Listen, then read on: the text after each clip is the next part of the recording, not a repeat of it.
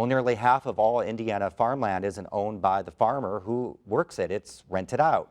In the same way people who rent apartments are unlikely to invest in them, studies show farmers who rent land are less likely to do conservation practices.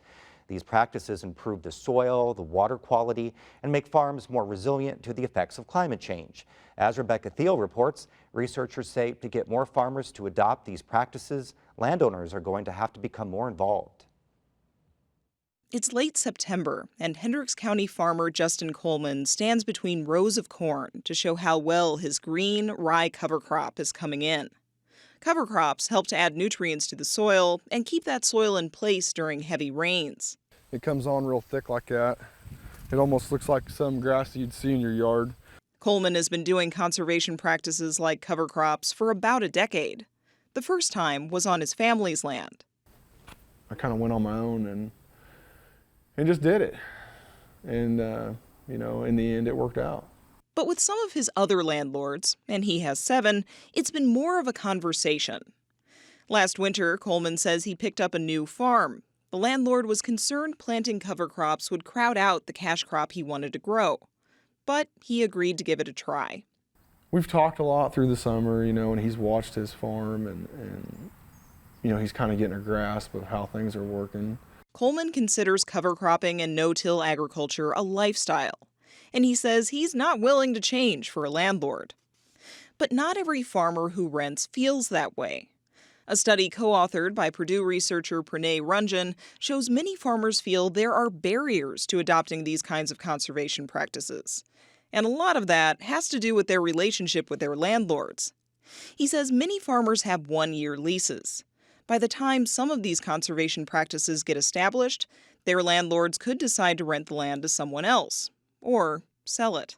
Which creates this sense of insecurity that if I don't have access to this land in the next few years, then how will I reap benefits of actually making investments? Ranjan says it's also a competitive market out there right now. There are more farmers than there is land to rent.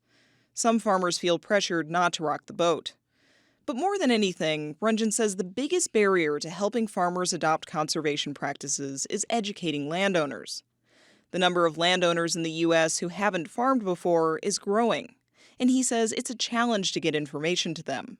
About 37% of those new farm managers are women who may have inherited the land due to a death in the family. As a female non-operating landowner, you are just letting them farm the way they're farming. You do not feel that you have that much say. But there are groups where women landowners can come together and support each other. At learning circles like this one in Bloomington, the group Women for the Land gives female landowners information about conservation and what funding is available to help get them started. Kara Bergschneider shows how caring for the soil can have a big impact by putting 2 soil samples to the test. The soil on the right is from land that hasn't been tilled and has had cover crops planted. The soil on the left has been tilled for more than a decade. And put these in and you guys can just watch what happens. The darker soil on the right has more organic matter, and so it holds together better.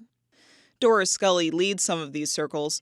She says more than anything, they're safe spaces where female landowners can learn from each other, share their stories, and gain the confidence they need to make these decisions. It's your land. You can decide what happens on it and what doesn't happen on it. And, if you don't like the way it's being cared for, then you can do something about it. After all, what happens on the farm doesn't stay there. Soil that's been tilled and left bare is more likely to run off into nearby streams and lakes during heavy rains. That pollution can harm wildlife and even drinking water sources. For Indiana Newsdesk, I'm Rebecca Thiel.